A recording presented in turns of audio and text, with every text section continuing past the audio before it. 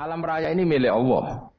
Dan semua di alam raya ini milik Allah. Maka dipilih dan dipilih itu terserah yang punya apa terserah kita. Apa terserah kriteria, apa terserah definisi. Dalam konteks kita sebagai objek diambil, tentu terserah yang punya. Kemudian Allah bilang, orang-orang itu saya pilih. Nah kalau milihnya Allah berdasar kepunyaan, tentu Allah boleh dong memilih orang yang sebetulnya berstatus dolim. Ya tapi ya tetap dia dolim, tapi ya tetap dipilih. Kenapa ya? Karena Allah yang punya. Saya misalnya orang kaya, boleh nggak punya HP buruk? Boleh kan? Terserah saya. Saya orang kaya, beli HP mahal, medium dan paling buruk. Boleh enggak? Boleh, saya yang punya.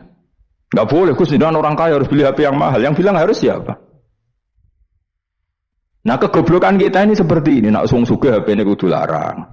Nak wong alim kudu bojone ayu. Sing kudu darani kudu ayu ku sapa? Nak maji jalan yang tunggu swarga. Lho kudu ku sing swargane mbahmu tapi kudu. Nah, kita ini sering berpikir ngatur Tuhan. Nah, Indonesia negara yang mayoritas muslim terus Islam Indonesia kudu dadi sampling Islam seluruh apa? Dunia. Ya ora usah sombong ngono ya keben. Mayoritas juga wonge kakean ngono ae ora perlu GR jadi sampling percontohan Islam internasional ora perlu ngono. Lah misale terus dadi contoh misalnya nang Masjid Haram niru Jumatan ning Indonesia berangkat mbek do rokokan. Bariku teke diusep-usepno ning pojok pager. Lah misalnya wong Mekah terus do ngono kabeh karena mencontoh Islam Indonesia. Kacau gak? Ora usah GR ngono biasa wae. Napa? Biasa wae. Terus misalnya mencontoh Islam Indonesia, Indonesia nak jaran Wali Songo terus tahlilan nunggu nganti setengah jam. Lah terus raudhah dikepung ngono rak macet Mekah Madinah. Mergo agar ziarah Nabi terus lungguh apa? Sak jam. Nak ning wali sak jam ning Nabi 2 jam lah kira-kira gitu. Ya malah nganyak Kanjeng Nabi dong. Nabi sekaruan afdhalul khalqi mbok dongakno wa maghfir lahu warhamhu. Iku malaikat sak langit misoh. Ya Nabi kok kudu dongakno di sepuro. Kowe tapi ya kudu sepuro. Enggak boleh doakan Nabi gitu, enggak boleh. Wa sholli ala sayyidina Muhammad wa ala alihi, enggak boleh pakai ighfir lahu. Masalah kita tahlilan apa alam donga iku terus kamu gunakan. Ya misalnya terjadi percontohan Islam dunia terus Nabi kapundhut ditalkin, nak ditakoki waman rabbuka piye. Terus Nabi warai waman nabiyuka. Mesti Nabi yo pro, lah aku Nabi coba takoki.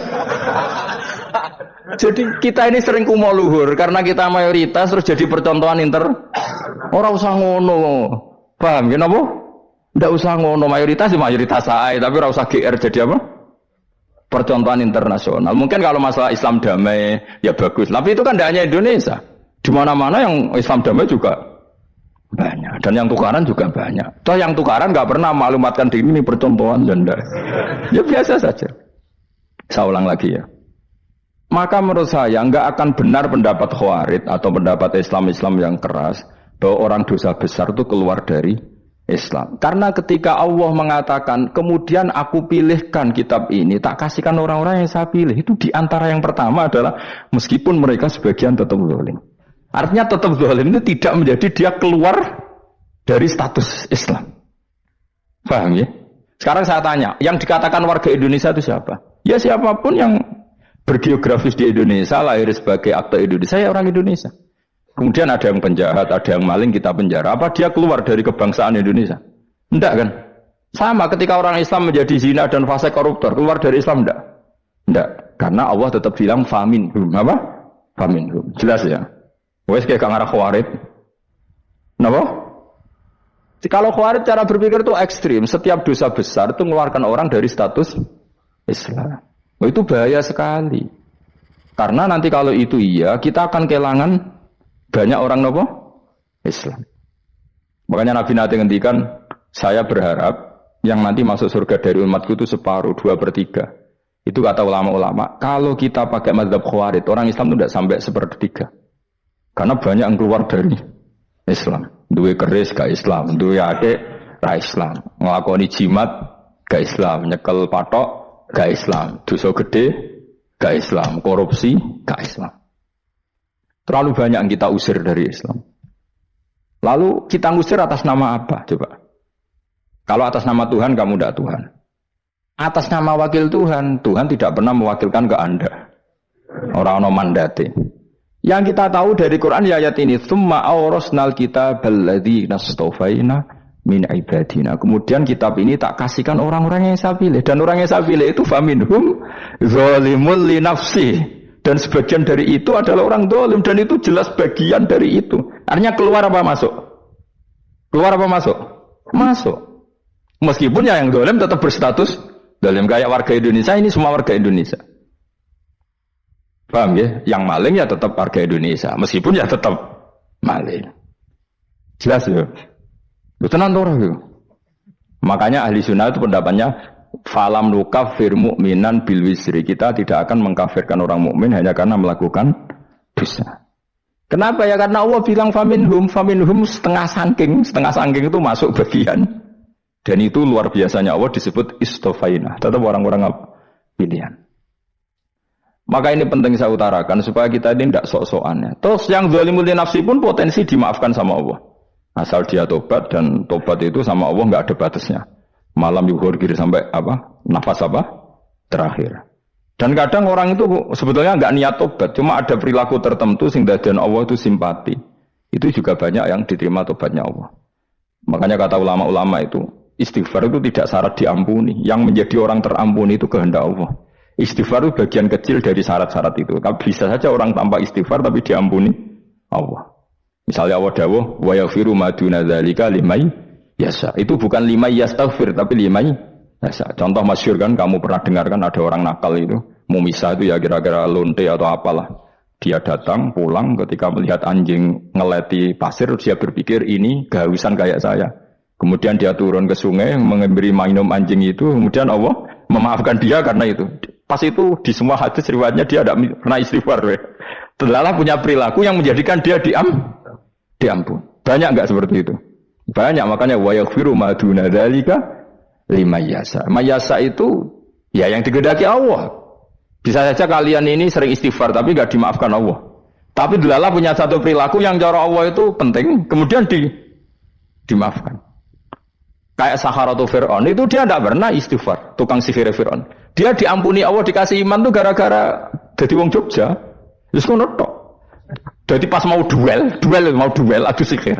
Iku delalah dekne mendingan ya. Qalu ya Musa imma antulkiya wa imma annakuna nahnul mulkin. Monggo jenengan riyen napa kula riyen. Tapi gara-gara dekne didikan Jogja niku. Lah wong ape duel, mestinya tarung itu semakin cepat mengambil kesempatan kan semakin menang. Ini sudah jelas tarung. Ngapunten jenengan riyen napa kula. Lha iku pangeran itu terus simpati. Wong kok sopane ngono apa? Akhirnya Allah memberi iman gara-gara imma antul kia wa imma annakuna nahnul mulkin. Monggo jenengan riyen. Lah Musa juga, Allah juga gak terima kalau nabinya kalah sopan. Sehingga Allah memerintahkan Musa adalah sopan. Mboten jenengan mawon. Jadi Nabi Musa qala bal alqu. Jadi Nabi Musa enggak jenengan riyen mawon. Jadi coba, itu kan unik. Dia tidak ingin diampuni Allah, tapi adalah dia sebenarnya satu perilaku yang menjadikan Allah itu simpati, yaitu kesopanan dia dengan Nabi Musa. Imma antulkiya wa imma annakuna nahnul. Nabi Musa juga bilang qala bal alqumu go jenengan riyen mawon. Akhirnya sakit nggih nak ngoten. Makanya Firaun itu mangkelnya bukan main. Ketika pertunjukan itu akhirnya kan Saharatu Firaun kan kalah. Setelah kalah langsung iman. Maka kata Firaun, ini jelas Musa itu guru kamu. Cuma pura-pura saja kamu pro saya. Lah buktinya apa? Jari buktinya tadi monggo-monggonan gitu. Makanya Firaun bilang innahu lakabirukumul ladzi 'allamakumus sihr. Wah, itu mesti Musa itu gurumu. Padahal dia enggak kenal sama sekali. Cuma gara-gara monggo-monggonan tadi itu akhirnya terus pikirannya Firaun, wah, mesti kenal suwi, mau gayane tok. Mergo gara-gara monggo jenengan iki. Mboten monggo jenengan. Jadi makanya sampean jangan putus asa. Makanya keliru sekali kalau kita bilang diampuni Allah nunggu istighfar. Enggak. Tentu istighfar penting, kita sepakat. Istighfar itu penting, kita sepakat. Tapi itu tidak satu cara-caranya Allah untuk orang bisa diampuni. Nabi misalnya ngendikan ana wa kafilul yatim kahateni fil jannah. Coba. Orang sering istighfar sama kafilul yatim, kira-kira surganya cepat mana? Cepat kafirul yatim meskipun gak istighfar, boleh istighfar terus tapi medit ya karuan. Tak jamin pun rokok alamatnya medit jelas nih rokok aku roh. Jelas. Al-bakhilu qaribun minan nar, jelas alamatnya deket-deket situ lah, paham ya? Wis jelas as-sakhi qaribun minallah, qaribun minan nas, baitun minan nar. Nah al-bakhil baitun minallah, baitun minal jannah, qaribun minan nar. Jadi umat itu ya deket-deket situ alamatnya sudah jelas deket-deket neraka. Ana wa kafilul yatim kahataini fil. Berapa? Apa semua yang dimaafkan Allah Nabi nyebut syaratnya istighfar? Kebanyakan malah enggak. Orang alim misalnya. Makanya orang alim kalau jarang istighfar kamu enggak usah iri. Orang alim itu mulang tok, itu langit bumi mintakan ampun. Wa innal alima la yastaghfiru lahu man fis samawati wa man fil ard hatta khitan fil bahr. Orang alim itu otomatis dimintakan maaf oleh langit dan bumi sampai iwak ning laut. Mengapa jendur aku sebab jangan istighfar? Aku sih istighfar sakit sembrono. Langit bumi no. Mulane kula nu jarang istighfar bukan karena saya sombong, memanfaatkan istighfar mereka, no? Dan saya yakin itu lebih mandi timbang istighfar saya. Mun koman fi samawati nglebokno Jibril, Mikail, orang-orang keren no? Makhluk-makhluk no? Keren. Saya baru cari hadis yang wa innal muta'allim sing ijek belajar tapi belum ketemu. Nanti kalau ketemu tak kasih tahu apa? Karena hadisnya yang saya baca masih wa innal alim apa? Orang alim jadi agak ketat. Nah, nanti kalau sudah ketemu wa innal muta'allima. Nanti dicari. Tapi pasti palsu kalau ada itu. Karena semua tagnya itu apa? Alim. Atau ya kamu alim dibanding yang di bawahnya. Ya semoga itu masuk apa? Jadi dibanding orang Papua kan harus alim. Saya ulang lagi ya, ini penting sekali. Jadi latihlah jangan punya gerakan takfiri orang lain dianggap kafir, orang lain dianggap kafir karena Allah tidak pernah mengusir hambanya. Meskipun apapun salah najiyah kata Allah tetap faminhum. Apa? Faminhum. Hum itu rujuknya ke yang depan. Jadi termasuk orang-orang yang saya pilih adalah faminhum zalimul li nafsi. Tetap dia di arena itu. Nisbatnya Islam ya tetap di area Islam itu. Meskipun yang ya kayak warga Indonesia coba. Warga Indonesia itu siapa yang terlahir di Indonesia dan ber-KTP kartu keluarga Indonesia sudah. Nanti tentu yang bajingan tetap bajingan, yang koruptor tetap koruptor. Tapi menjadi warga Indonesia terus keluar dari warga Indonesia. Tetap warga Indonesia. Kira-kira seperti itulah analoginya. Tetap istofaina tapi tetap berstatus faminhum dhalim. Tapi rujuknya kan tetap faminhum iku setengah saking alladzina tofaina. Mulane ngaji sing tenanan kowe ora usah anut khawarit. Khawarit ku opo ngamukan. Sithik-sithik wong liya salah yo apa-apanan. Loh saya juga mangkel be wong dolim. Semua orang soleh mangkel be wong dolim. Tapi ya dihukum saja. Misalnya dalam Islam ada kisos, ada had, ada hadul qadab, hadus sariko. Ya hukuman saja. Tapi hukuman itu tidak bisa menghilangkan status. Ya sama seperti manusia tetap manusia. Meskipun apapun dia ya manusia. Ya tadi misalnya manusia itu siapa? Ya manusia itu ya manusia. Terus kamu bikin orang yang standar ideal manusia adalah yang berperilaku baik, yang enggak pernah salah. Kemudian kalau Zaid itu maling berarti tidak manusia. Terus barangnya apa? Ketek. Tidak bisa. Makanya kembali lagi dinul aja. Kamu bikin definisi manusia itu tidak usah seangkuh itu. Manusia seperti ini manusia ya sudah. Maling ya manusia. Orang soleh ya manusia. Orang sedengan ya manusia. Lelaki itu apa? Yang punya alat kelamin penis itu lelaki titik sudah. Sehingga nanti warisannya ya dia lelaki. Sholatnya dia bergaya. Kamu tidak usah bilang gini. Lelaki adalah yang cakap memimpin, yang maco, yang kuat. Jika kalau tidak seperti itu namanya perempuan. Terus kamu membolehkan yang seperti ini jadi makmumnya perempuan, imamnya perempuan sing maco. Kacau enggak kalau agama nuruti logika-logika itu? Enggak, jawab aja. Kacau. Lalu lucunya sekarang banyak kecerdasan yang mengarah ke sana. Makanya agama ini jadi kacau karena sudah ada dinul ajais. Agama ini agama ummi. Ya agama ini agama ummi. Kata Allah huwallazi ba'atsa fil ummiyin. Ummiyin itu lugu itu polos. Jadi kalau orang polos misalnya gini, ini apa? Kira-kira kalau jawab orang polos ini jam. Bagus kan jam. Jam untuk apa? Penunjuk waktu ya sudah seperti. Tapi kalau orang engkek, ini itu apa jam? Itu barang murahan. Bulat kan oleh jawab. Mau numpak mobil carry itu apa? Itu black melaku. Yang mobil itu Alphard. Jadi kacau. Enggak boleh agama dibawa ke sana. Apa? Agama di sana dibawa ke sana. Nah itu madzhabnya ahli sunnah apa? Wal jamaah. Ketika Rasulullah ngendikan la yu'minu ahadukum hatta yuhibba li akhi, ora kok diarti ini ora iman. Jika yang menyala itu tidak iman, tidak seperti itu cara mengartikan ahli sunnah wal jamaah. Karena status itu tidak pernah hilang. Yang hilang hanya kesempurnaannya. Paham ya? Kesempurnaan kita jadi manusia hilang karena kita maling, karena jadi koruptor. Tapi tetap kita manusia. Kesempurnaan kita sebagai orang mukmin hilang kalau kita fasik. Tapi kita tetap mukmin. Paham ya? Makanya setiap hadis gitu kata ahli sunnah la yu'minu imanan kamilan. Wis dong ya.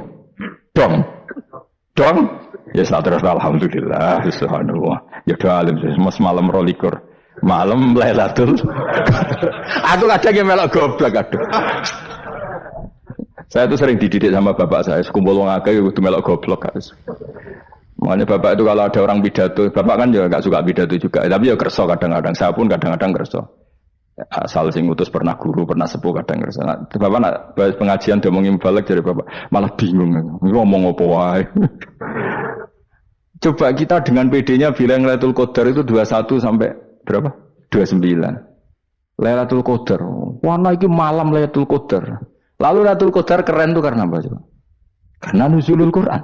Lalu nuzulul Quran tanggal 17. Lalu Lailatul Qadar tanggal berapa? Oh, ada nih. Alhamdulillah. Tapi ini jangan jadi keiskalan yang masih terus jadi fitnah itu. Coro Gus Bak, ya coro Gus Bak, coro Quran ngawur gitu. Sembrono. Memang aku tidak pendapat tentang Quran dan ayatnya seperti itu. Maka yang benar, Lailatul Qadar itu kata ulama-ulama dulu, orang yang beramal soleh, ya itu sudah anggap saja dapat Lailatul Qadar. Orang itu usah dulu isu-isu dulu serengengi belerengan tau orang, nak belerengan berarti untuk Lailatul Qadar. Jangan mendung kan belereng di. Terus bunyi angitnya sayup-sayup. Anggris dini hari ya sayup-sayup blok ke blok aneh-aneh. Nah, nak pikir segoyo berarti wong laut gak tarah untuk Lailatul Qadar, ke segoro gitu langine bianter. Lah nek ning Dieng ya mesti sayup. Mau angin dok gunung wis kesel tadi terus sayup-sayup. Gawe ukuran ojo ngono, gawe ukuran ngono rak wong Dieng luwih ngrasa entuk Lailatul Qadar timbang wong segoro kidul. Ke segoro kidul angine apa? Buanter. Padahal alamate piye? Sayup-sayup. Aneh-aneh. Maksudnya alamat ngono iku ora ngono, maksudnya ayat iku Kanjeng Nabi mbak dawuh ngono, maksudnya ora ngono. Wes dong ya. Ayo Lailatul Qadar tanggal. Aku sebenarnya belum bodoh. Enak udah terus happy no.